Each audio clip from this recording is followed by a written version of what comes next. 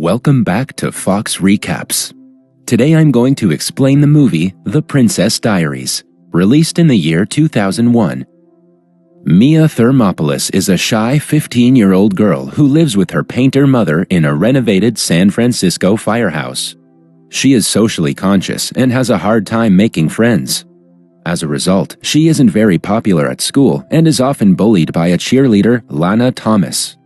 Mia is best friends with a girl named Lily Moskowitz, who shares similar personality traits to her.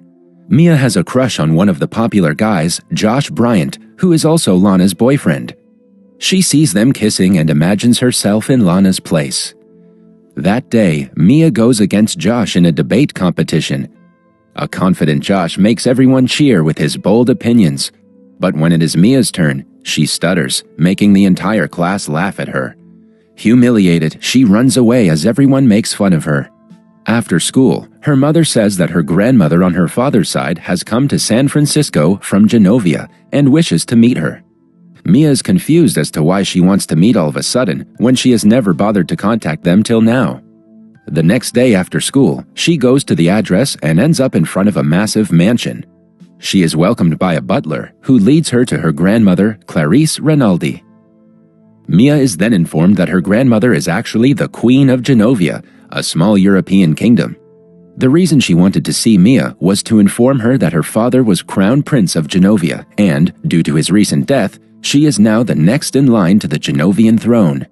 At first, Mia thinks that the old woman is joking, but she soon puts two and two together and is beyond shocked to find out that she is a princess who is now responsible for an entire kingdom.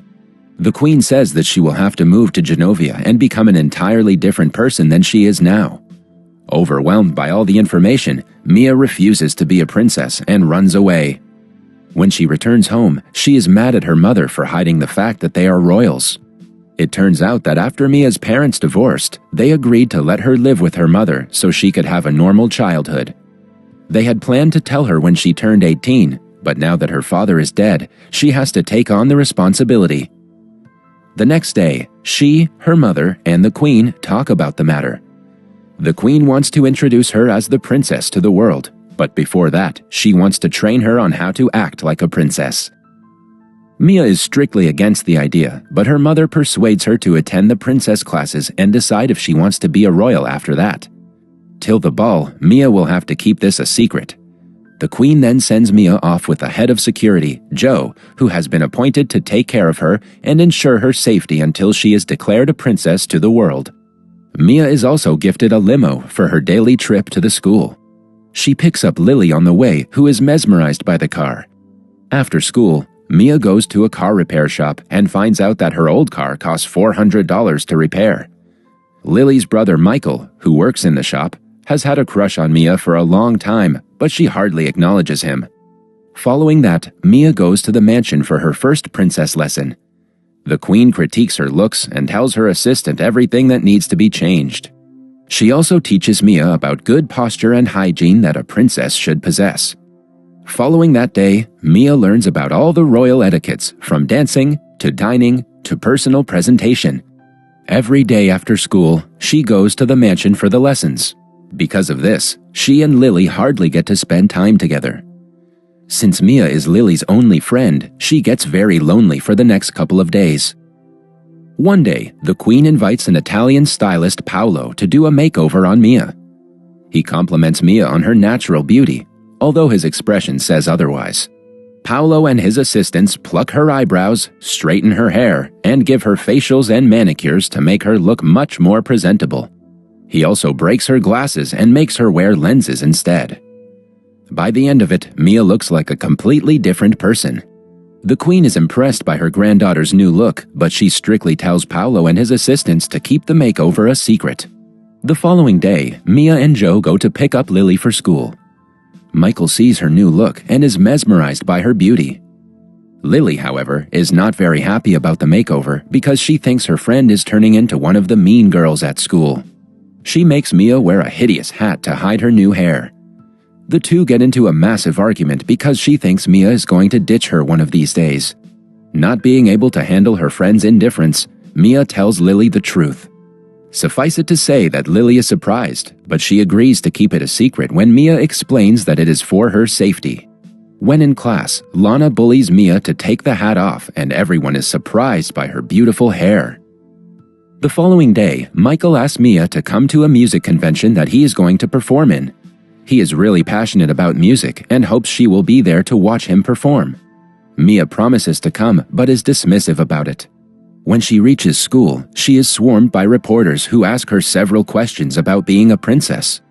The secret has somehow gotten out and Mia is in trouble. She believes that Lily told it to everyone, but Lily insists it wasn't her. When the situation gets out of hand, the Queen comes to the school. They find out that the stylist Paolo was the one who told the media about Mia to claim his way to fame. The next evening, the Queen holds a royal dinner party where she presents Mia to some high-ranking royals from around the world. The dinner goes pretty well until Mia accidentally lights a guest's sleeve on fire and dumps his arm into an ice bucket. As she tries to pick it up, the servers trip and fall to the ground, dropping the fruits onto the guests. The Queen sits holding her head at the disastrous dinner, but the guests laugh it off. In the next training season, contrary to Mia's predictions, the Queen isn't mad at her. In fact, she cancels all her meetings to spend a day with her granddaughter. They go to the arcade together and have a lot of fun. The Queen plays all of Mia's favorite games, takes pictures with her in a photo booth, and tries her favorite corn dogs. On their way back home, Mia drives, but while trying to climb up a slope, the car's brakes malfunction. She crashes the car into San Francisco's famous cable cars loaded with people. The police are about to arrest Mia, but the Queen uses her public speaking abilities to persuade the officers into letting them go. By the end of the encounter, he even calls a police car to drive the royals back home. Mia is impressed by her grandmother's skills and even calls her the best queen. When she goes to school the next day, she is surrounded by kids asking for her autograph. She was used to being unseen, but now she is the talk of the school. Even Lana pretends to be her friend to a reporter for clout. Her longtime crush, Josh, asks her out on Saturday to a beach party and Mia agrees to go. She then apologizes to Michael for not being able to come to the convention. He is clearly hurt that she is ditching him for Josh. At night, Mia's mother points out that Josh never liked her before he knew she was a princess, but Mia ignores her comment. The beach party goes well for the first few hours, that is, until the reporters crash the party looking for Mia. She and Josh hide in a shack. He tries to kiss her, but she retreats because something doesn't feel right. When they come out, Josh forcefully kisses her to give the media something to talk about. Following that, Lana and her group trick Mia into changing her clothes in a tent and invite the paparazzi. They snap photos of her covered in only a towel, which are sure to make headlines the next day. After returning home, a humiliated Mia cries in her mother's arms. The following morning, the unflattering photos make the news with exaggerated and outrageous headlines which upset the Queen.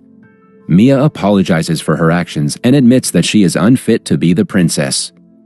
The Queen still invites her to the ball and asks her to bring any friends she wants, except Josh. After Mia leaves, Joe makes the Queen understand that Mia is still a teenager and her granddaughter before she is a princess.